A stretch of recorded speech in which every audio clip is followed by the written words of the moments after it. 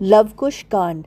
वीरता में प्रसिद्ध कोमल शरीर वाले परम उदार रघुवंश की ध्वजा रूप स्वयं प्रभु विनय आदि के समुद्र और वाम भाग में श्री सीता जी सहित सुशोभित श्री रामचंद्र जी को मैं प्रणाम करती हूँ, जिनकी प्रफुल्लित देह और नीलकमल के समान सुंदर नेत्र हैं।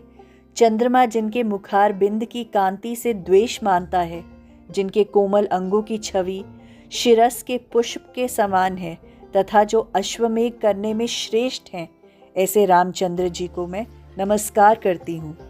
अति पवित्र श्री राम कथा सुनकर गरुड़ जी प्रफुल्लित हो गए। फिर दोनों हाथ जोड़कर बोले, हे कृपा निधान सुनिए।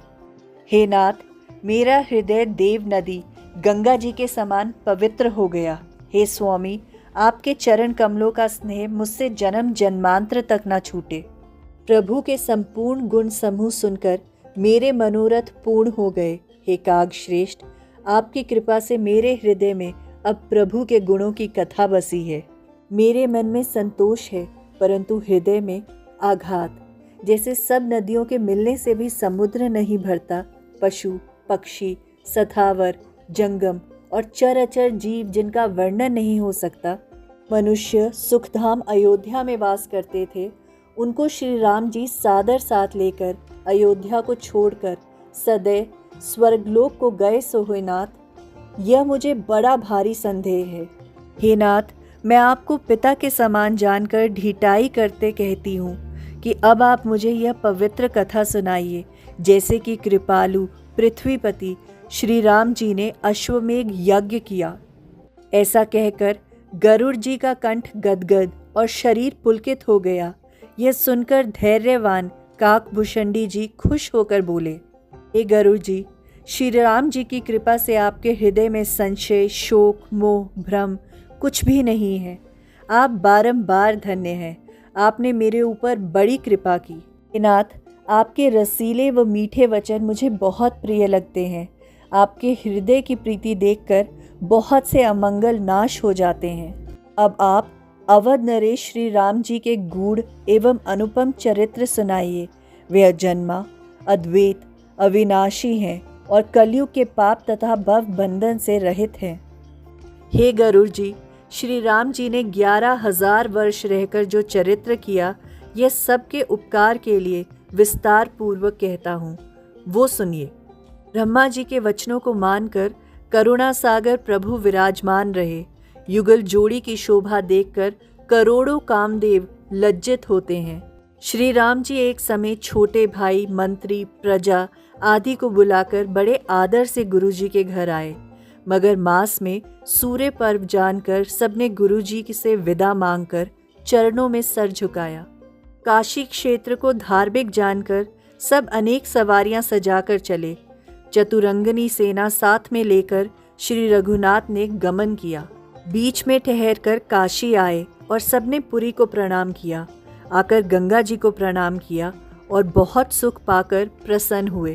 कृपा के समुद्र सुख की राशि प्रभु ने ब्राह्मणों दंडियों यतियों सन्यासियों का पूजन किया और इतना दान दिया जिसका उल्लेख्य नहीं हो सकता, जिसे देखकर धनपति कुबेर और देवराज इंद्र भी लज्जित हो गए।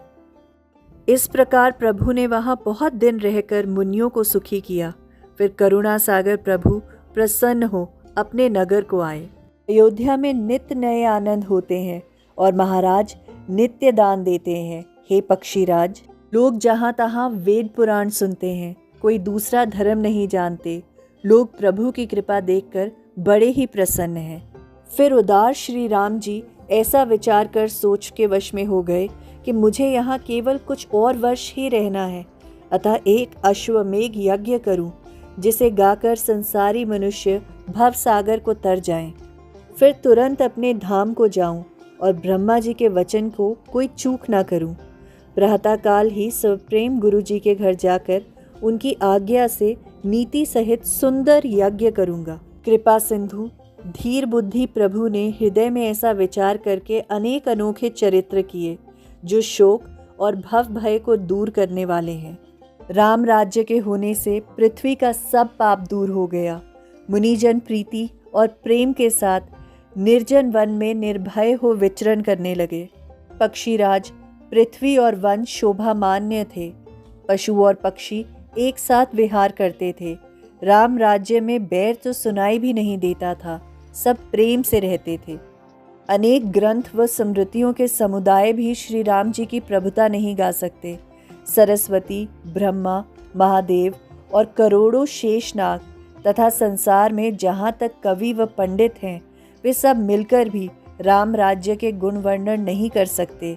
कजलगिरी की स्याही बनाई जाए और समुद्र की दवात बनाई जाए, कल्प वृक्ष की कलम बनाई जाए, सातों द्वीपों का पृथ्वी पत्र कागज बनाया जाए और सरस्वती, ब्रह्मा, श्रीहरि और शंकर जी समूह बनाकर 7,000 कल्पों तक लिखें तो भी राम राज्य की लीलाओं का पार नहीं पा सकते। हे गुरु जी, अब जो अपार चरित्र आगे हुआ उसे सुनिए। जब भाई राजसभा में विराजमान थे, वहाँ एक ब्राह्मण बिलखता हुआ आया। वह मुख से कटु वचन पुकार कर कहता था कि संसार में सूर्यवंश के रहते हुए संसार डूब गया। रघु, दिलीप, शिव, सागर आदि बड़े प्रतापी अयोध्या के राजा हुए, पर ऐसा कभी नहीं हुआ कि पिता के रहते हुए पुत्र प्राण त्याग दे। अंतर्यामी प्रभु बातें कानों से सुनकर नरलीला के हेतु कृपालु श्री राम जी विचार करने लगे कि किस कारण से ब्राह्मण का पुत्र मर गया। ब्राह्मण को देख प्रभु दुखित हो गए। प्रभु को विचार मग्न देखकर आकाशवाणी हुई कि हे शारंगपाणि, आपके राज्य में विंध्याचल पर्वत के गंभीर वन में शूद्र तप कर रहा है। इसी कारण से इस ब्राह्मण के पुत्र की मृत्यु हो गई। इस प्रकार ब्राह्मण पुत्र का मरना सुनकर प्रभु शीघ्र ही रथ सजाकर और सामने 2 सुंदर पर्वतों को देखकर बड़े प्रसन्न हुए। फिर क्रोध से प्रभु ने एक बाण मारा, जो उसे दुखी देख अपनी सुंदर भक्ति दी और स्वयं प्रभु ने वहां तीर्थ एवं व्रत किया। उसी समय ब्राह्मण का मरा हुआ पुत्र प्रसन्न होकर उठ बैठा। तब भक्त भयहारी सुखदायक श्री रघुनाथ जी नगर आए। श्री रघुनाथ जी ने उठकर मध्याह्न संध्याय की और भक्त सुखदायक शिव जी की पूजा की। जब जगदीश्वर प्रभु ने भोजन करके शयन किया तो सब लोग अपने अपने स्थानों को चले गए। जब 4 घड़ी शेष रह गया तो श्री रामचंद्र जी की सभा जुड़ी। प्रभु ने सब भाइयों समेत पुराण सुने और दया के धाम प्रभु ने शुभ दान दिए। फिर संध्या वंदन आदि करके प्रभु की आज्ञा पाकर सब अपने अपने घर को चले गए। नित्य अनेक दूत अयोध्या में जाते और संध्या समय आकर प्रभु को सब समाचार सुनाते थे। अलग अलग दूतों की वाणी प्रभु ने सुनी। हे पार्वती, सुनो। उनमें से एक दूत नहीं बोला। जब उस दूत ने कुछ न कहा, तब श्री राम जी ने उससे उदारता के साथ पूछा, परंतु उससे शीघ्र ही वचन कहते नहीं बनते थे। वह बोला, हे प्रभु, एक धोबी अपनी स्त्री को डांट कर व्यंग्य वचन सुनाकर कह रहा था। दूत के वचन सुनकर कृपा निधान श्री हरि ने हृदय में रख लिए। रात्रि को स्वप्न में भी ऐसा ही देखा तो जागकर बड़े दुखी हुए। जब एक युग राज्य करते हुए गुजर गया, तब कृपालु प्रभु ने विचार किया कि अभी 1000 वर्ष तक पिता का राज्य मैं और भोगूं। सीता जी को वन में भेज दूं, जिससे वेद मार्ग रहे और धर्म न जाए। ऐसा मन में दृढ़ निश्चय करके सीता जी के पास आए और सुंदर वचन बोले, हे सीते, तुम अपनी प्रतिबिंब पृथ्वी को छोड़कर अपने पवित्र धाम में जाकर रहो। प्रभु के चरणों की वंदना करके सीता जी आकाश को चली गई। इसे किसी चराचर प्राणी ने नहीं जाना। तब उस छाया से प्रभु ने समझाकर कहा, जो मन को भावो सो वर मांगो। सीता जी बोली, हे नाथ, आपके साथ मुनिजनों के सुंदर स्थान छोड़कर मैं घर आई हूँ। इससे मेरे मन में बड़ा संकोच है। तब प्रभु ने मुनियों की स्त्रियों के से वस्त्र भूषण उनकी रुचि के अनुसार पहनाए। फिर कृपा के धाम प्रभु ने हंसकर कहा, सुबह तुम्हारे मन की अभिलाषा पूर्ण होगी। प्रातःकाल जगतपति लक्ष्मी निवास श्री रामचंद्र जी जागे तो याचक उनके कमल समान प्रकाशमय मुख को देख हर्षित होकर गुण गाने लगे। भरत जी, लक्ष्मण जी और शत्रुघ्न जहाँ कृपा के धाम प्रभु थे वहाँ आए और पृथ्वी पर सर झुकाकर प्रणाम किया। श्री रघुनाथ जी कुछ नहीं बोले। प्रभु का कांतिहीन मुख, शंकित शरीर और मलिन रंग देखकर तीनों भाई थर थर कांपने लगे। श्री रघुनाथ जी का चरित्र जाना नहीं जाता। उसी कुल में थोड़ा भी कलंक सुनने पर यदि प्राण रहे तो वे बड़े अधम हैं। भरत जी बोले, हे संपूर्ण भय का नाश करने वाले, सुनिए, सीता जी कलंक रहित है। ब्रह्मा, विष्णु, महेश आदि देवताओं ने श्री सीता जी को आग में तरपाए हुए शुद्ध स्वर्ण के समान कहकर प्रशंसा की है। सुर, नर, मुनि कोई ऐसा नहीं जो इस चरित्र को देखकर स्वप्न में भी अनकथा हो। वे मूर्ख अवश्य ही करोड़ों रोग नरकों में निवास करेंगे और रोग के वश रहकर नरक भोगेंगे, जो सीता जी को कलंकित कहेंगे। श्री राम जी के क्रोधित रुख और तिरछे नेत्र देखकर भरत जी लक्ष्मण जी के पीछे चले गए। श्री राम जी बोले, हे सौमित्र, हट और सोच छोड़कर सुनो। संसार चाहे भला कहे या बुरा, यदि तुम मेरी आज्ञा को टालकर उत्तर दोगे तो मेरे बिना शोक में जन्म पछताओगे। अतः जानकी को तुरंत रथ पर चढ़ाकर गंगा जी के समीप पहुंचाकर लौट आओ। बहुत गंभीर वन में जहाँ कोई ना हो, हे तात, वहीं सीता को छोड़ आना। उदास होकर मेरे वचनों को मत फेरो। तब लक्ष्मण जी अपना मरण मन को जानकर चले। सुंदर विमान में सीता जी को बिठाकर वस्त्र और भोजन रखे। श्री राम जी की प्रियतमा सीता जी मन में प्रसन्न होकर चली। सीता जी लक्ष्मण जी को व्याकुल देखकर विस्मित होकर ऐसी घबराई जैसे मणि बिना सांप। वह हृदय के विचार कह ना सकी। गंगा जी के किनारे विमान से उतरकर घना जंगल देखकर वे डरी। कुछ रहस्य जानकर भयभीत सीता जी मनोहर वचन बोली, हे देवर, यहाँ मुनियों के आश्रम दिखाई नहीं देते। तुम कहाँ जा रहे हो? यहाँ पक्षी, हिरन, सिंह, सांप, हाथी, बाघ, भेड़िया, सियार भरे हैं। कोई मुनि आते जाते नहीं मिलते। मेरे शरीर से प्राण निकलते जाते हैं। सीता जी की व्याकुलता देखकर लक्ष्मण जी कहने लगे कि ब्रह्मा ने ये क्या किया। सीता जी रथ में मूर्छित हो गई, परंतु पृथ्वी पर गिरते हुए लक्ष्मण जी ने संभाल ली। सीता जी को व्याकुल देख मन में कहने लगे कि अब बिना जीवन के प्राण निकलते जाते हैं। जानकी जी की व्याकुलता देख और उनके प्राण कंटकत जानकर वे भी अपने जीवन को धिक्कारते हुए शरीर छोड़ने के अद्भुत हो गए। लक्ष्मण जी को निष्प्राण देखकर आकाशवाणी हुई, हे लक्ष्मण, तुम सीता को त्याग कर चले जाओ। सौभाग्यवती सीता जी जीती रहेंगी। आकाशवाणी सुन लक्ष्मण जी को धैर्य हुआ और हाथ जोड़कर उन्होंने परिक्रमा की। रथ लेकर सीता जी के चरणों की वंदना करके वे मन में बड़े दुखी हो अयोध्यापुरी लौट आए।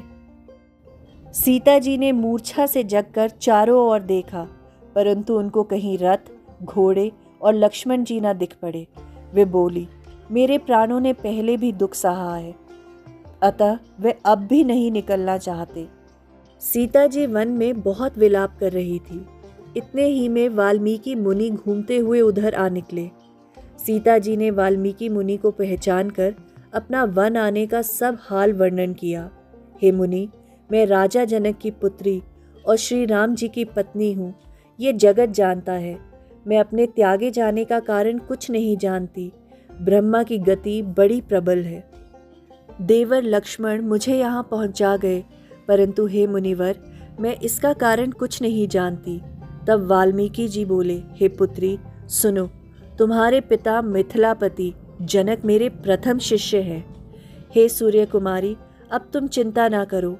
अंत में तुम्हें हितकारी श्री राम जी फिर मिलेंगे।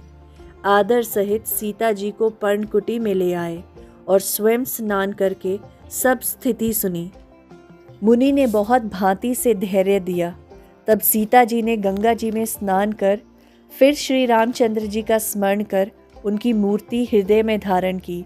मुनि ने आशीर्वाद कह फल दिए।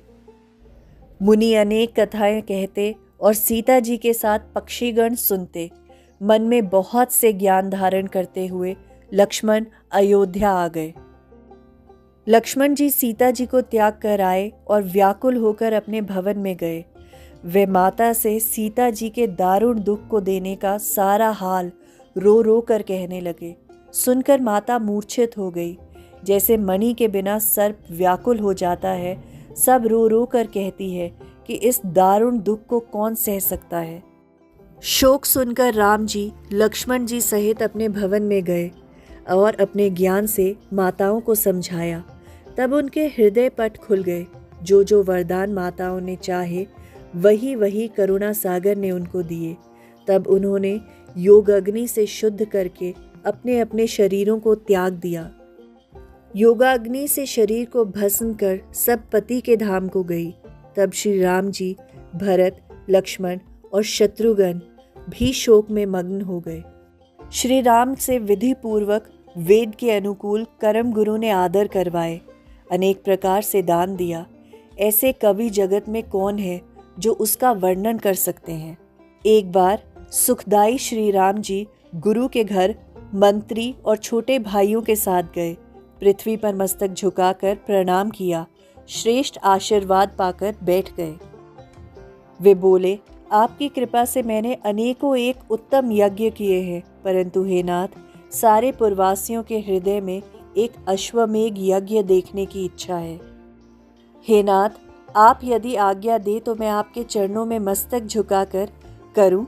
ऐसी प्रीति युक्त वचन सुनकर मुनि बड़े प्रसन्न हुए और बोले, ऐसी नीति से युक्त वचन क्यों नहीं कहेंगे। ब्रह्मा जी आपका मनोरथ पूरा करें। हे भरत, उठो और उचित प्रबंध करो। मुनि के वचन सुनकर भरत, शत्रुघ्न और लक्ष्मण जी प्रसन्न होकर घर गए। सेवक प्रजा समेत मंत्रियों को आदर से बुलाकर कहो, बाजार, गली, नगर, घर और द्वारों को मंडप बनाकर सजाएं। गुरुजी के साथ प्रभु अयोध्या आए और सजावट को देखकर बहुत प्रसन्न हुए। उन्होंने शीघ्र ही जनकपुर को दूत भेजे और अनेक राजा बुलाए। जामवंत, सुग्रीव, विभीषण, नल, नील, द्वित आदि अपने कुल के उत्तम व्यक्तियों को बुलाया। वरुण, कुबेर, यम, काल आदि सब वहां आए जहां पर कृपालु श्री रामचंद्र जी थे। विमान पर चढ़कर सुंदर देवांगनाएं कोयल के कंठ को भी लज्जित करती हुई गा रही थी। मुनियों के अनेक समूह आते हैं जिन्हें कृपा निधान श्री रामचंद्र जी सुंदर डेरे देते हैं। चंद्रमा, सूर्य, हरि, महादेव, ब्रह्मा, सनकादिक मुनि आदि परम अनादि देवता भी आए। विश्वामित्र के साथ 7,000 अपनी इच्छा अनुसार विचरण करने वाले मुनिगण भी आए। फिर प्राशर, भृगु, अंगिरा, नारद, व्यास, अगस्त्य और देवता सहित पुलस्त्य जी आदि सब मुनियों के समूह आए। आगंतुकों को यज्ञ का सुंदर और अनेक प्रकार से सुशोभित स्थान देखकर सुख मिला। जो दूत जनकपुर से गए थे, उन्हें देखकर जनकपुर वासियों को बड़ा सुख हुआ। दूतों ने द्वारपाल को ये खबर भेजी कि अयोध्या से पत्री आई है। अचानक यह सुनकर जनक जी दौड़ उठे। उनका मन और शरीर पुलकित था तथा नेत्रों में जल छाया हुआ था। राजा के मन में जितना आनंद हुआ उसको सरस्वती और शेषनाग भी वर्णन नहीं कर सकते। शीतल अंगों से महाराज द्वार पर आए और दूतों को देखकर बड़े सुखी हुए। वे बोले, श्री राम जी और भाइयों की कुशलता कहो। गदगद कंठ से उनसे कुछ नहीं कहा जाता था। उस समय राजा का जैसा प्रेम था उसे कोई धैर्यवान भी नहीं कह सकता। तुलसीदास जी कहते हैं, उस समय मारे आनंद के गंभीर जय जयकार हुआ। राजा ने आदर सहित दूतों को बुलाकर सम्मान दिया। तब राजा मानो चारों पदार्थ पाकर गुरु के घर गए।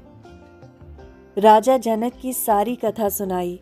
तब शतानंद जी के मन में बड़ा आनंद हुआ। वो कहने लगे, हे राजन, चलें, जाकर यज्ञ देखें, अपनी सारी सेना को जाकर सजाओ।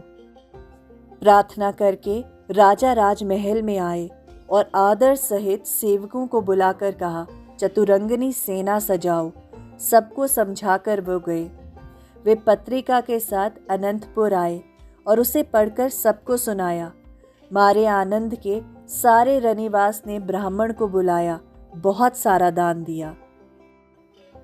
पत्री पढ़ते समय स्नेह हृदय में नहीं समाता। अपने दूतों को बुलाकर वह हंसकर बोले, नगर, ग्राम और घरों में मंगल सजाओ और अनेक प्रकार के बाजे बजाओ। इस प्रकार राजा जनक मुनि के सहित बाजे बजाकर चले और दूसरे दिन तीसरे पहर को अयोध्या नगरी के निकट पहुँचे। श्री राम जी ने प्रसन्न होकर नगर के बाहर पवित्र सरयू के किनारे उन्हें ठहराया। फिर छोटे भाइयों को राज समाज सौंपकर प्रभु वहां आए जहां नृप श्रेष्ठ महाराज जनक जी थे। तब राजा को मिलकर उन्हें निकट बिठाया। फिर गदगद होकर मधुर वचन कहे। चंद्रमुख व सारा शरीर देखकर राजा का हृदय आनंद में नहीं समाता था। प्रभु ने विनय युक्त सब सेवा करके भरत और मंत्री को बुलाया। राजा जनक जी की सेवा का सारा भार भरत जी ने संभाला। हे पक्षीराज सुनो, उनके हृदय में बड़ा आनंद था। फिर गुरु जी को सादर सर झुकाया और मन चाहा आशीर्वाद पाया। फिर प्रभु ने सारे देवता और गुरुजनों को प्रणाम किया तथा मनोवांछित आशीर्वाद पाकर प्रसन्न हुए। 10,000 श्रेष्ठ मुनियों सहित प्रभु श्री राम जी यज्ञशाला में आए। तब वशिष्ठ जी ने विनम्र वचन कहे, हे राम, मेरा विचार सुनो। सब धर्म जिनका वेदों में बखान किया गया है और जो संत, पुराण और संसार को विदित है, वे बिन स्त्री के सफल नहीं होते। इसलिए हे खरारेर, अब मिथिलेश कुमारी जानकी जी चाहिए। मुनि के वचन सुनकर श्री राम चुप रह गए, सत्य असत्य कुछ न बोले। फिर कहने लगे, हे मुनिराज, मेरे प्रण के यश को समझकर दया करके वही करिए जिससे पुण्य रहे। दोनों ओर के गुरु नारद व सनकादिक मुनियों ने यह वचन कहा, हे अनादि पुरुष, सुनिए। सोने की सुंदर मणियों से जड़ित परम शीलवान सीता जी के रूप की एक सुंदर स्त्री बनवाइए। उसके अंग अंग में सब भूषण सजाए गए। उसके रूप को देखकर कामदेव भी लज्जित होता था। स्त्री पुरुष जो अचानक पहचान नहीं सके, सीता जी को देखकर सबको भारी आश्चर्य हुआ। उस समय की अपार शोभा का वर्णन करके कौन कवि पार पा सकता है। जगत के आधार कृपालु प्रभु ने अपार चरित्र किया। माघ की सुंदर शिशिर ऋतु में श्री रघुनाथ जी यज्ञशाला में बैठे। तब गुरु जी ने बोला, जैसा वेद में कहा है वैसा घोड़ा लाओ। लक्ष्मण जी गुरु जी के ऐसे वचन सुनकर प्रसन्न हुए। वे बार बार उनके चरण कमलों की वंदना करके आदर सहित घुड़साल में आए और उस घोड़े को अनेक भांति के आभूषण पहनाए। उस घोड़े का श्वेत वर्ण था, कान काले थे, जो सूर्यदेव के घोड़े को भी लज्जित करता था, जैसे कामदेव ने अपने हाथों से ही बनाया हो। उसके ऊपर जड़ाऊ जीन रखी थी। ऐसा ज्ञात होता था जैसे सूर्यदेव ही चले आ रहे हो। माथे पर मोर पंख और मणि लगी थी, जैसे आकाश में तारे खिल रहे हों। उसके संग 60,000 श्रेष्ठ वीरों को लिए लक्ष्मण जी उन्हें वहां ले आए जहां श्री रघुनाथ जी थे।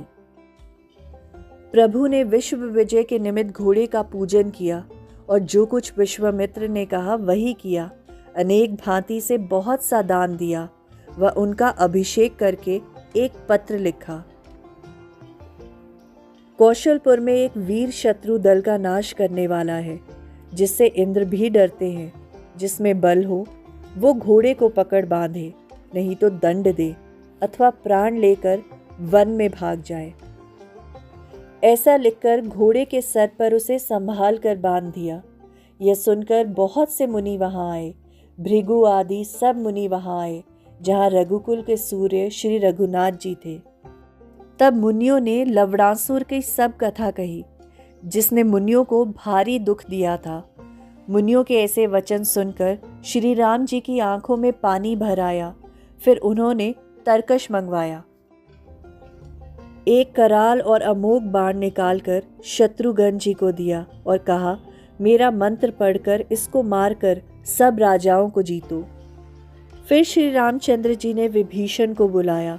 उन्होंने आकर सादर प्रणाम किया। फिर रघुवंश मणि श्री रामचंद्र जी ने लवणासुर के आपार पर चरित्र पूछा। विभीषण ने हाथ जोड़कर कहा, प्रभु सुनिए, मैं सत्य कहता हूँ। मेरी एक सौतेली बहन थी जिसका नाम कुंभीसनी था। उसे रावण ने मधुदानव को दिया था। उसने बहुत विनय से उसे लिया। उसी का पुत्र लवणासुर हुआ, जिसने सादर शिवजी की सेवा की। हे कृपा निधान, उसका कठिन तप जानकर शंकर जी ने उसे त्रिशूल दिया। प्रभु, वो इसी के बल से देवता, मनुष्य, नाग किसी को नहीं गिनता। सबको जीतकर वश में कर लिया है, सबके पीछे पड़ा रहता है। उसका हाल सुनकर श्री रघुनाथ जी मन में हंसे और शत्रुघ्न जी को अपना बल देकर सम्मान किया। उन्होंने सेना और दोनों पुत्रों को साथ में लिया। प्रभु के वचन सुनते ही 3000 नगाड़े एक साथ बजे। हाथियों की गर्जना से पृथ्वी धसकने लगी। 10,000 रथ सूर्यों को लज्जित करते थे। शंख बजाते हुए सेना सजाकर चली। आकाश में अनेक दुदुम्बियां बजी। जुझाऊ वीर योद्धाओं की चपल सेना से लवणासुर के नगर को घेर लिया। उस समय अनेक नगाड़े बजने लगे, जिन्हें सुनकर लवणासुर को बड़ा अभिमान हुआ। वो योद्धाओं को ललकारता हुआ आया और अपनी सेना को देखकर बड़ा प्रसन्न हुआ। मारू का शब्द सुनकर वीर प्रसन्न होने लगे। दोनों ओर अनेक बाजे बजने लगे। अपने अपने स्वामी को जय बोलकर, अपनी अपनी जोड़ी जानकर, हट ठानकर योद्धा प्रसन्नता से भिड़ गए। वरवंड लवणासुर अपनी सेना को विचलित होते देख अपने दोनों पुत्रों मातंग और केतु को लेकर आगे बढ़ा। शत्रुघ्न जी के बड़े पुत्र महान बलशाली सुबाहु मातंग के साथ भिड़ गए, जैसे दो काल हो। युपकेतु भी केतु की ललकार सुनकर सुखपूर्वक भिड़ गए। दोनों लड़ते हैं पर हार नहीं मानते। युपकेतु ने क्रोधपूर्वक केतु को मारकर पृथ्वी पर गिरा दिया। उधर सुबाहु ने मातंग को मारकर उसके हाथ पैर काटकर पृथ्वी पर डाल दिया। लवणासुर ने माया करके अनेक देवताओं के झुंड पैदा कर दिए, जो हाथ में अस्त्र शस्त्र लिए हुए थे और पकड़ो पकड़ो मारो मारो कह रहे थे। ये माया देखकर शत्रुघ्न जी योद्धा विस्मित होकर लड़ते नहीं थे। देवताओं के समूह कहीं न देखकर सुबाहु काल के समान वेग से चले। सन्मुख जाकर लवणासुर से बोले, वे दुष्ट, अपना त्रिशूल संभाल कर रख ले। ऐसा कह बड़े क्रोध से उनके हृदय पर गदा मारी। वह राक्षस जब अपार तेज को ना सह सका तो व्याकुल हो मूर्छित होकर पृथ्वी पर गिर गया। कैठब नामक एक बलवान दैत्य ने जब लवणासुर को मन में मूर्छित जाना तो वो दैत्य खिसियाया और त्रिशूल लेकर दौड़ा और युपकेतु के सामने आया। वे युपकेतु के हृदय में तक कर मारा। वे करुणा सागर को जपते हुए गिर पड़े। मूर्छित होते समय वे पुकारे कि हे रघुकुल के श्रेष्ठ राम जी। सुबाहु ने भाई को मूर्छित देखा तो उन्हें अत्यंत क्रोध हुआ। वे रोकने से भी न रुके और उन्होंने क्रोधित हो 3 करोड़ कराल बाण छोड़े। उस राक्षस को व्याकुल करके रघुकुल मणि सुबाहु शीघ्र ही भाई के पास आए। युपकेतु के शरीर में बाण लगे थे। उन्हें कुछ होश ना था और वो अचेत हुए भूमि पर गिरे पड़े थे। सुबाहु ने श्वास को शरीर में खींचकर बाहर कर दिया और राम नाम की श्रेष्ठ औषधि उन्हें दी। उसे सुनते ही वे भाई के साथ उठे और उनका अंग सुंदर हो गया। तब युपकेतु ने हंसकर धनुष बाण लिया। कैटब राक्षस मूर्छा से जगा तो उसने युद्ध होते देखा। तब वह अपने भाई जाम्यक से मदद के लिए आया। हे गरुड़ सुनो, उस देव शत्रु से काल भी डरता था, वह भी युद्ध में हार गया है। उसने आकर मस्तक झुकाया और कहा, हे तात, आज युद्ध में मेरी इच्छा पूरी हुई है।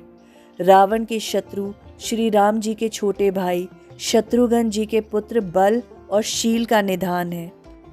करोड़ों योद्धा हमने युद्ध में मारे हैं, परंतु राजपुत्रों को देखकर हम हृदय में हार गए हैं। स्वामी ने बैरी का बल सुन हृदय में बहुत दुख मनाकर हमें भेजा है। लवणासुर बोला, मैं सब सेना को यमुना में डुबो दूंगा और पुत्रों सहित भाई के शत्रु को मारूंगा। योद्धा रण में क्रोधित हो भिड़ गए और कायर जी चुराकर भागे। लोहा बजन लगा। रण में बलि और योद्धा हट करके रह गए। हाथी, घोड़े और सेना सजाकर नगाड़ा बजाता हुआ क्रोधित हो लवणासुर रण में आया। शत्रुघ्न जी ने श्री राम जी के चरणों का स्मरण कर कराल बाण छोड़ा, जिसके लगते ही वह कटकर पृथ्वी पर व्याकुल होकर गिर पड़ा। निशाचर का मरना देखकर सब देवता आकाश में विमानों में चढ़कर आए और दुदुम्बी बजाकर फूल बरसाकर बोले, हे नाथ, आज सब दुख दूर हो गए। शत्रुघ्न जी ने 2 सुंदर नगर रचकर दोनों पुत्रों को वहां एक एक राज्य दिया। मथुरा नगर का नाम और यश संसार जानता है और दूसरे विदित नगर की महिमा वेदों में गाई गई है। बल बुद्धि में महान बड़े पुत्र सुबाहु को यमुना के किनारे मथुरा का राजा बनाया गया और दूसरे पुत्र युपकेतु को विदित नगर का राजा बनाया गया, जो पश्चिम में बहुत दूर था। पुत्रों को आशीर्वाद देकर नगाड़ा बजाया। शत्रुघ्न जी ने जब घोड़ों को दक्षिण दिशा की तरफ चलता हुआ जाना, तब मंत्री के पुत्रों को अपने कुमारों के पास रखकर सब सेना साथ में ले यमुना के जल में उतरे। यमुना जी के चरणों की वंदना करके सब सेना घोड़े के साथ चली। देवता चतुरंगिनी सेना को देखकर प्रसन्न हो पुष्पों की वर्षा करने लगे। सब सेना घोड़े सहित वहां पहुंची जहां सघन वनों में वाल्मीकि जी का आश्रम था। वहां सीता जी के दोनों बलवान पुत्र रहते थे, जिनकी भुजाओं का प्रताप सूर्य के समान प्रचंड था। उन बलवानों ने आकर उस घोड़े को देखा और पत्र को पढ़कर घोड़े को बांध लिया। 1000 सहायक वीर उस स्थान पर गए जहां दोनों राजकुमार बैठे थे।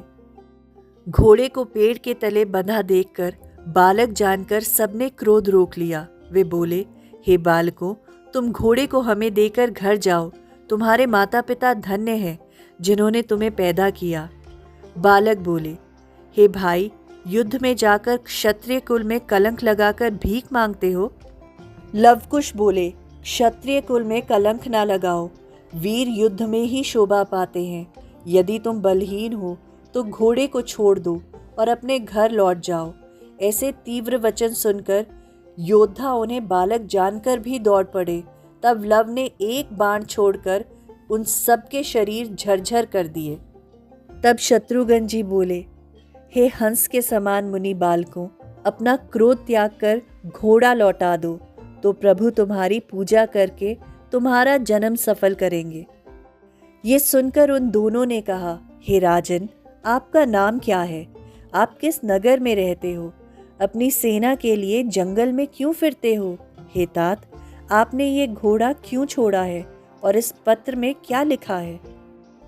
हे भाई, यदि आपके शरीर में बल नहीं है तो इस पत्र और घोड़े को छोड़कर घर जाओ। ऐसे कटु वचन सुनकर शत्रुघ्न जी लज्जित हो गए और अस्त्र पकड़ो ऐसा कहकर मुस्कुराए। लव बोले, बलवान राजा हमें ललकार रहे हैं, क्या ताली बजाने से सिंह डर सकता है? ऐसा कहकर हाथ में धनुष बाण लेकर मुनि के चरणों का ध्यान किया। फिर रथ, सारथी तथा घोड़े मार डाले और सब अंगों में करोड़ों बाण मारे। दोनों कुमारों ने एक एक शूर को रण में ललकार कर मार डाला। जो करूर करने वाले कायर थे वे सब भागकर श्री राम के पास आए। सबसे रघुनाथ जी ने पूछा तो उन्होंने शत्रु के गुणों की सारी कथा कह सुनाई। वे बोले, तुम लक्ष्मण जी के साथ जाओ और मुनि बालकों को बांध लाओ। उन्हें मारना मत, नगर में ले आना, क्योंकि ऋषि पुत्रों को मारना उचित नहीं होता। लक्ष्मण जी के साथ अपार सेना चली और शीघ्र ही उस स्थान पर आए जहां भारी युद्ध हुआ था। लक्ष्मण जी बोले, हे मुनि बालकों, अपने प्राण लेकर घर जाओ। सूर्यवंश देवता और ब्राह्मणों का रक्षक है। तुम आंखों की ओट में हो जाओ, क्योंकि मेरे शरीर में क्रोध बढ़ता आ रहा है। लक्ष्मण जी की उत्तम वचन सुनकर दोनों वीर बालक हंसे और कहने लगे, हे रणधीर, आप अपने भाई की दशा देखते ही घर लौट जाइए। लक्ष्मण जी ने कहा, रे मूर्ख, अपने सहायकों को बुला ला, केवल तुझे मारने से कुछ भलाई नहीं। ऐसे वचन सुन कुश ने बड़ा कठिन बाण ताना, जिससे पृथ्वी कांपने लगी और शेष भी घबरा गए। हे गरुड़ जी, बाणों को बाण काटते हैं और अनेक कौतुक होते हैं। दोनों वीर युद्ध करते हैं और प्रसन्नता से लड़ते रहते हैं, हार नहीं मानते। अब लव ने वज्र के समान एक घूसा लक्ष्मण जी को मारा। उन्होंने व्याकुल हो मन में हार मान ली। फिर लक्ष्मण जी ने श्री राम का स्मरण करके बाण से सबको व्याकुल कर गिराया। लक्ष्मण जी बलवान शत्रु को देखकर बड़े व्याकुल और विस्मित हुए। हृदय में सीता जी के त्याग का बड़ा शोक है। वो सोचते हैं कि किस भांति प्राण त्यागूं। तब लव ने क्रोध में उस बाण को लिया जो मुनि वाल्मीकि ने मंत्र पढ़कर दिया था। पृथ्वी, आकाश और पाताल में कोई जीव उस बाण से नहीं छूट सकता था।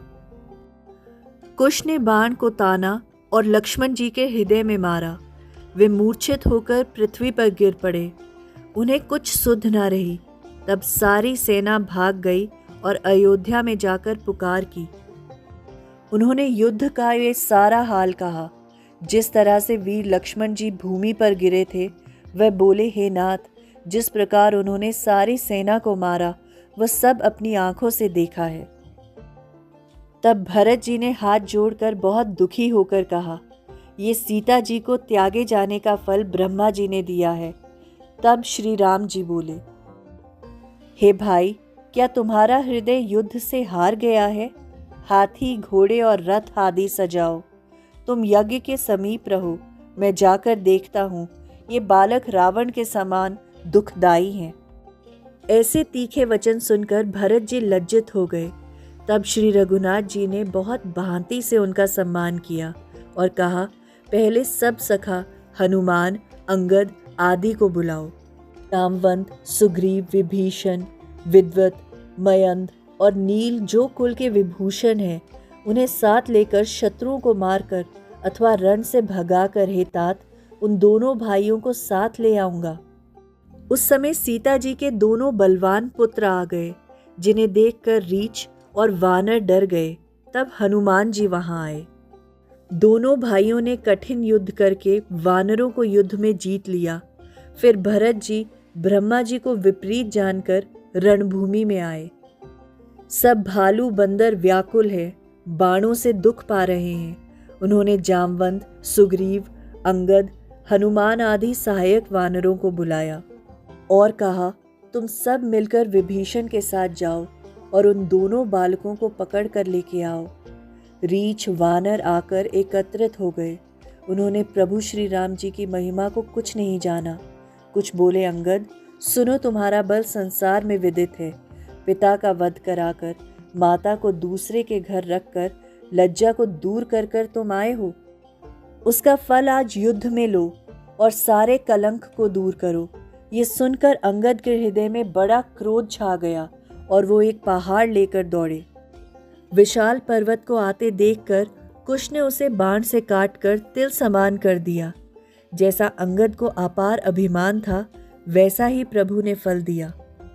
क्रोधित हो प्रभु ने तक कर बाण मारा और अंगद व नील को आकाश में उड़ा दिया। जब उन्हें फिर पृथ्वी पर गिरते देखा तो बार बार ललकार कर बाण मारे। वो कभी आकाश और कभी धरती पर गिरते थे। वो बोले, हे प्रभु, हम आपकी शरण में हैं। हमें अपने बल पर बड़ा अभिमान था। हे संसार के स्वामी, हमने आपको नहीं पहचाना। तब कुश ने 5 बाणों से दोनों बंदरों के भेद दीन समझकर छोड़ दिए। जामवंत, हनुमान आदि वानरगण वृक्ष व पर्वत लेके दौड़े। धनुष खींचकर बाण छोड़े। उसने सुग्रीव आदि सेनापति मारे गए। भरत जी ने सारी सेना का नाश देखकर क्रोधित हो लव की छाती में बाण मारा। लव मूर्छित होकर गिर पड़े। यह देख कुश बहुत क्रोधित हुए और धनुष बाण चढ़ा लिया। कान तक धनुष खींचकर उस वीर ने भरत जी के हृदय में 100 तीर मारे। भरत जी मूर्छित होकर युद्ध में गिर पड़े। तब कुश ने लव को हृदय से लगा लिया। गुरु व माता के चरणों का स्मरण करके दोनों युद्ध में जी रहे हैं। 4 दूत खबर लेने आए। उन्होंने भरत जी की सेना देखी। वे खून की नदी देखकर डरे जिसमें हाथी और रथ बह रहे थे। दूत लौटकर अयोध्या में आए और सब समाचार वर्णन किया। दूतों का वचन सुनकर श्री राम जी ने दुख पाया और यज्ञ छोड़कर सेना एकत्रित की।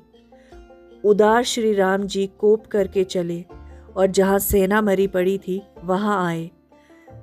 सुंदर मुनि बालकों को सिर झुकाकर अपने पास बुलाया और दोनों से पूछा, तुम अपने माता पिता का नाम कहो, अपने देश और ग्राम का नाम कहो, क्योंकि तुमने भारी संग्राम जीता है।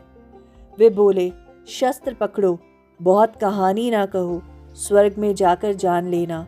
तब श्री राम जी बोले, बिना नाम और वंश जाने हुए मैं आपके मनोहर शरीर में बाण नहीं मारूंगा। तब कुमार कहने लगे, हमारी माता का नाम सीता है और वे जनक जी की पुत्री है, तथा हे तात, हमें वाल्मीकि जी ने पाला है। हम पिता का वंश नहीं जानते। हे राम जी, नाम लवकुश है। ये सुन मन में विचार कर श्री राम जी ने कहा, इन्हें मारना उचित नहीं। वे बोले, हमारी सेना के योद्धा आते हैं, वे ही तुमसे सुखपूर्वक युद्ध करेंगे। ऐसा कहकर श्री रामचंद्र जी ने अंगद, नील, जामवंत और सुग्रीव आदि सेनापतियों को बुला भेजा। तब बलवान लव सावधान हो बाण लेकर दौड़े और विभीषण के सामने आकर क्रोधित होकर बोले, रे मूर्ख सुन, तू भाई को रण में लड़ाकर अत्यंत डर कर शत्रु से जा मिला।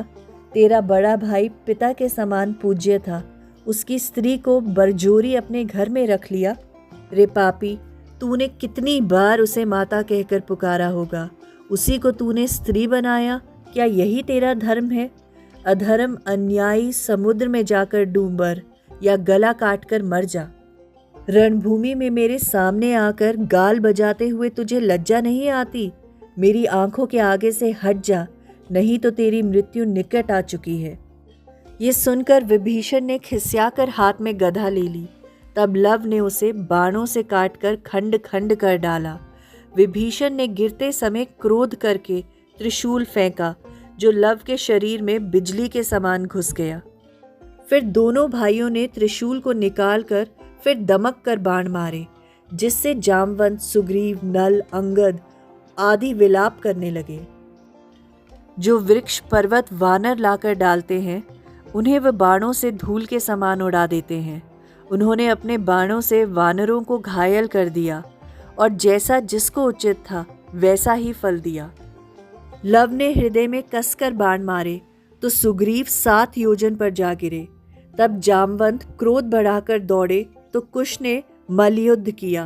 तब कुश ने अपने बल से जामवंत को पछाड़ा और उसके दोनों हाथ पैर बांध दिए।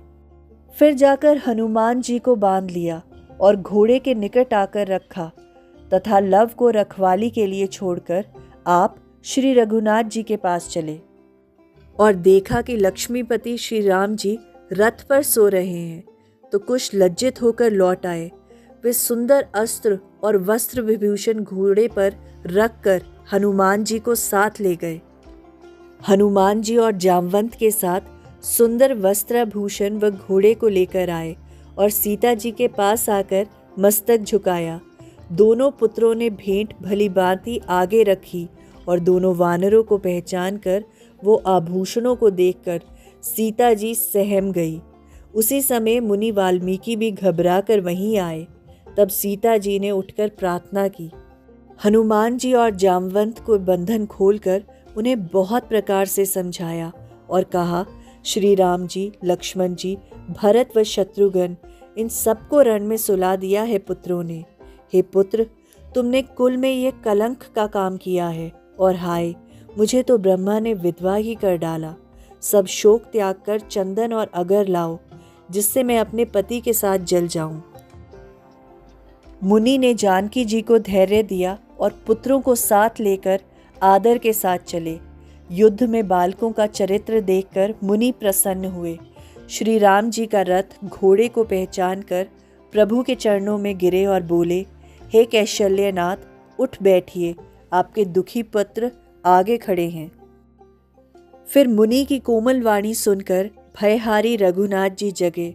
उन्होंने हंसकर नेत्र खोले और मुनि को हृदय से लगा लिया। जिस प्रकार लक्ष्मण जी सीता जी को वन में लाए थे, मुनि ने वह सब कथा वर्णन की।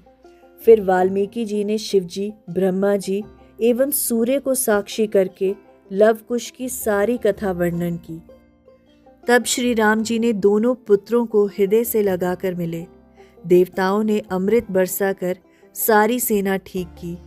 भरत आदि सब भाई जगे और लक्ष्मण जी माता सीता के पास चले। फिर श्री राम जी ने लक्ष्मण जी को बुलाया और कहा, हे तात, तुम मेरा सुंदर वचन सुनो। हे भाई, मेरे वचनों को मानकर तुम सीता जी के पास जाकर शपथ लो। लक्ष्मण जी ने जाकर सीता जी के चरणों में शीश झुकाया, कुशल कही, उन्हें बहुत तरह से समझाया। भगवान की प्रेरणा से सीता जी के मन में भी ऐसा ध्यान आ गया। तब शेष जी ने आकर सहस फन दिखाए। मणिजनित सिंहासन पर बड़े आदर से सीता जी को बिठाकर वह शेषनाग पाताल में लुप्त हो गए। वह महिमा किस प्रकार कही जाए। लक्ष्मण जी ने खड़े खड़े सब चरित्र देखे। उनकी आंखों से आंसुओं की धारा निकल चली। श्री राम जी ने यह चरित्र सुनकर मन में विचार किया कि सीता जी ने हमारा चलना जान लिया। पुत्रों सहित प्रभु अयोध्या आए और बुलाए हुए मुनि और विद्वानों को विदा किया। इसी तरह बहुत समय व्यतीत हो गया और अपने धाम पधारने का सुंदर अवसर आ गया। जब ब्रह्मा जी ने जाना कि अब अवधि पूर्ण हो गई है, तब नारद मुनि को समझा कर कहा, श्री रघुनाथ जी अब अपने धाम को जाना चाहते हैं। धर्मराज के आने पर ब्रह्मा जी ने बहुत प्रार्थना की। तब वह श्री रघुनाथ जी को हृदय में धारण करके चले। यमराज सुंदर, तेजवान और तरुण मुनि का रूप धारण करके अयोध्यापुरी आए। उनकी कमर में सुंदर मृगशाला शोभ्यमान थी। लक्ष्मण जी ने शीघ्र ही उनके आने का समाचार प्रभु से कहा। सुनते ही श्री रघुनाथ जी द्वार पर आए। मुनि को देखकर श्री राम जी ने प्रणाम किया और बड़े आदर से बैठने को उचित स्थान दिया। फिर अर्घ्य देकर सुंदर आसन पर बिठाया। तब मुनि ने आदर सहित कहा, हे सर्वज्ञ, हे कृपालु, हे सूर्यकुल के स्वामी, सुनिए, मैं यहाँ मुनि के वेश में आया हूँ। इस स्थान पर मैं और आप दोनों ही रह जाएं। तीसरे के सुनते ही उसका नाश हो जाएगा। यदि स्वयं महादेव, ब्रह्मा और हरि भी मेरी बात सुनेंगे तो उन्हें भी शाप दे दूंगा। तब राम जी ने कहा, लक्ष्मण, तुम चलकर द्वारे पर बैठो। ना तो कोई आए, ना ही बातचीत ही करे। इतने पर जो आएगा वे निश्चित ही मरेगा। यह सत्य नहीं है। वो तपस्वी मधुर वचन बोले, हे श्री रघुनाथ जी, रक्षा करो। फिर परम धाम चलने का सारा इतिहास कहकर मस्तक झुकाया। ईश्वर की इच्छा ही बलवान है। उस समय दुर्वासा मुनि आए। मुनि को देख लक्ष्मण जी आगे जाकर मिले और प्रेम से प्रार्थना की। मुनि ने पूछा, श्री रघुनाथ जी कहाँ हैं? हे लक्ष्मण, सुनो, मैं उनके पास जाना चाहता हूँ। यदि आज तुम प्रत्युत्तर दोगे तो मैं तुम्हारे घर, नगर और राज्य को भस्म कर दूंगा। लक्ष्मण जी मुनि के वचन सुनकर कांप उठे। हे पार्वती, वो अपना मरण जानकर चले और दोनों हाथ जोड़कर प्रभु से कहा, हे प्रभु, दुर्वासा मुनि आना चाहते हैं। हे तात, तुमने भारी अपराध किया है और कर्म की गति टाले नहीं टलती। इस प्रकार श्री रघुनाथ जी ने कहा, हे गरुड़ जी, अब आगे की कथा प्रसंग सुनिए। कृपा निधान प्रभु ने कहा, मुनि को शीघ्र ही आदर सहित ले आओ। लक्ष्मण जी ने जानकर कहा, हे मुनि, आप शीघ्र पधारें, श्री राम जी ने बुलाया है। श्री राम परम तेजस्वी मुनि को आते देखकर उठे, उचित आसन दिया, जल लाकर आदर पूर्वक चरण धोए और चरणामृत लिया। प्रभु बोले, हे मुनि श्रेष्ठ, सेवक जानकर आज्ञा दीजिए, जिसे मैं आदर सहित करूं। तब मुनि ने कहा, हे दया सागर, मैं बहुत समय से व्रत के कारण भूख से मर रहा हूँ। श्री रघुनाथ जी ने मुनि को मन भाव से भोजन कराकर बहुत तरह से प्रार्थना की। तब मुनि ने संतुष्ट होकर आशीर्वाद देकर स्तुति की। फिर मुनि को विदा कर लक्ष्मण जी की ओर देखकर श्री राम जी को बड़ा दुख हुआ। उस समय भरत आदि भाई पुरवासियों के सहित उन्हें देख रहे थे। सब चरणों की वंदना करके दोनों हाथ जोड़कर खड़े हो गए। भगवान का मुख देखकर भय से कांपने लगे। प्रभु ने कमल रूपी नेत्रों में जल भर दुखी भरत जी से कहा, अब गुरु जी को शीघ्र ही आदर सहित बुला लाओ। भरत जी दुखी मन से शीघ्र चले और गुरु जी को सब समाचार सुनाया, जिससे गुरु जी सुनकर विमान में चढ़कर चले। गुरु जी विशिष्ट को आया देखकर रघुनाथ जी तथा सब उठकर गुरु जी के चरणों में आ गिरे। सारी कथा सुनकर मुनि जी ने जान लिया कि अब श्री हरि त्यागेंगे। लक्ष्मण जी ने ऐसा वचन सुनकर अपने हृदय में विचार किया कि श्री रामचंद्र के बिना जीवन वृथा है। वे चरण छूकर सरयू के किनारे आए और कल्याणकारी पवित्र जल को देखा। फिर कमर तक जल में खड़े होकर अखंड ध्यान किया। योग क्रिया से श्री राम जी का ध्यान किया और फिर अपना ब्रह्मांड फोड़ लिया। श्री राम जी के चतुरार्थ लक्ष्मण जी शीघ्र ही श्री राम जी के धाम पधारे। यह सुनकर रघुनाथ जी और भरत जी बहुत व्याकुल हुए और उनकी सारी प्रसन्नता मिट गई। प्रभु दुखी होकर बोले, मैंने भाई को नहीं त्यागा था, परंतु भाई ने मुझे त्याग दिया। अब ऐसा प्रयत्न करो जिससे मैं भाई को देखूं। हे भरत, तुम सुखपूर्वक राज्य करो। यह सुनते ही भरत व्याकुल होकर गिर पड़े। फिर रघुनाथ जी बोले, हे नाथ, अब प्राण निकलना चाहते हैं, क्योंकि वे बिना लक्ष्मण के क्षण भर भी नहीं रह सकते। हे तात, चलो। ऐसा कहकर श्री रामचंद्र जी ने पुत्रों को बुलाकर राज तिलक करके उन्हें नीति सिखाई। सबको सब प्रकार से धैर्य देकर आप सरयू के तट पर चले। दाहिनी ओर भरत और बाईं ओर शत्रुघ्न जी थे। पीछे नगर निवासी और कुटुंबी चले।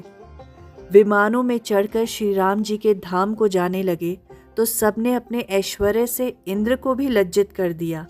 आकाश से अपार पुष्प वृष्टि होने लगी और स्वर्ग से वेद ध्वनि होने लगी। वेदों का उच्चारण करते हुए आनंदित हो भरत जी को श्री राम जी ने हंसकर अपने स्वरूप में मिला लिया। शत्रुघ्न जल स्पर्श करके कदम रूप में सुशोभित हुए। वानर आदि प्रभु के सब सुशोभित सेनापति सखा अपने लोकों को गए। सुग्रीव बार बार प्रभु के चरणों की वंदना करके सूर्यलोक को गए। फिर देवताओं सहित सूर्यकुल विभूषण श्री राम जी ने जल में खड़े होकर ब्रह्मा जी को बुलाया। पवित्र वचन कहे, तुम 1 महीने तक सरयू के किनारे वास करो और मेरी पुरी में जो जीव आए उन्हें सुंदर विमान देकर मेरे पास भेज दो, ताकि वे निर्वाण पद पाकर मुझे प्राप्त करें। ऐसे वचन कहकर प्रभु इस तरह से अंतर्ध्यान हो गए जैसे बादलों में बिजली लय हो जाती है। आकाश में देवताओं ने जय जयकार की ध्वनि की। इस तरह श्री रामचंद्र जी संसार के चराचर जीवों को साथ लेकर परम धाम को पधारे। ये कथा कृपा के धाम महादेव जी ने आदर सहित रघुनाथ जी को हृदय में धारण करके पार्वती जी से कही। हे पार्वती, संत समागम के सामान्य अन्य कुछ लाभ नहीं है और वह बिना भगवान की कृपा के नहीं होता, ऐसा वेद कहते हैं। यह श्रेष्ठ भगवत भक्ति जो मुनियों को भी दुर्लभ है, मनुष्य बिना ही परिश्रम किए इसे पा जाता है, जो इस कथा को प्रेम से विश्वास पूर्वक सुनता है। इस प्रकार संपूर्ण कथा सुनकर श्री रघुनाथ जी को हृदय में धारण करके भुशुंडी जी के चरणों में सर झुकाकर गरुड़ जी बैकुंठ चले गए। कलयुग के संपूर्ण पापों का विध्वंस करने वाले श्री रामचरितमानस का ये लवकुश कांड समाप्त हुआ।